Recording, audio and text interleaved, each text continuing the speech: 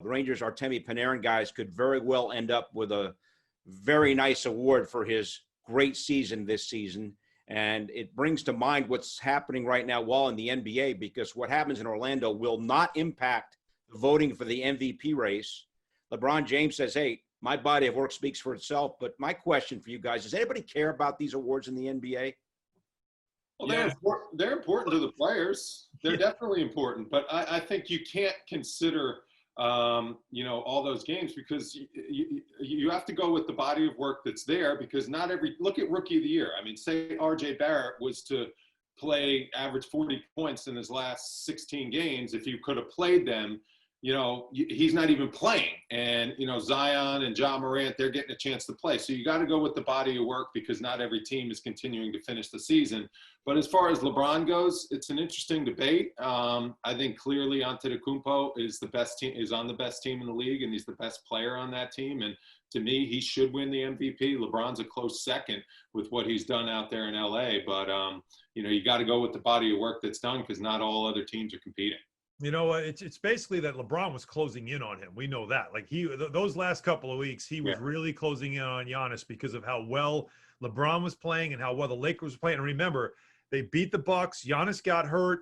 Then LeBron beats the Clippers. Like he put a bunch of games together where everybody started talking like, wait a minute, don't just hand the trophy to Giannis yet. LeBron's got something to say, and there's still a quarter season to go.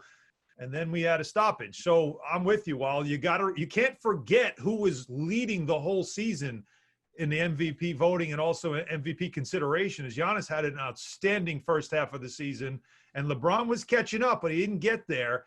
It would have been, to me, I don't know, Cam, what do you think? More interesting if these 8 games did count? Because it would make these 8 games also just a little more interesting to watch, not just to see if Zion could do something to change your mind about Ja Morant. We think that one's over, but the MVP race was getting closer, and maybe 8 games could have swung the pendulum, but we're not going to see it.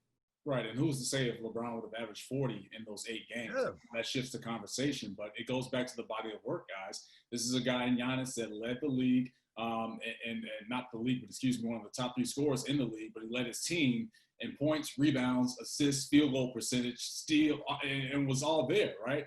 For a guy like LeBron, he wasn't even the top scorer on his team. Didn't lead them in rebounding, only led them in assists. Anthony Davis was the premier guy for the Lakers. So it's good politicking for LeBron to say that, hey, my body of work speaks for itself. That's good. But we all know that Giannis is a clear-cut MVP. It's the most valuable player. And Giannis is the most valuable player on the best team. He's led that team from start up until the season was suspended with the pandemic. With LeBron too, if when he talks about himself and his MVP credentials, I think of if you have to tell me you're king, then you're not a king.